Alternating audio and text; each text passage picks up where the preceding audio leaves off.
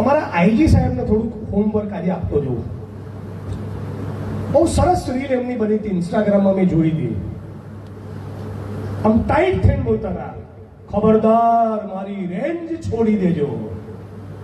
એમ આ ઉના કાંડના પીડિતો હમણાં મને કહી ગયા કે ઉના કાંડના આરોપીઓએ જેલમાં છૂટ્યા પછી ફરી બુટલેગિંગનું દારૂ વેચવાનું કામ કર્યું છે. ચલો છોડાવો એમની રેન્જ, એટલે ખબર પડે.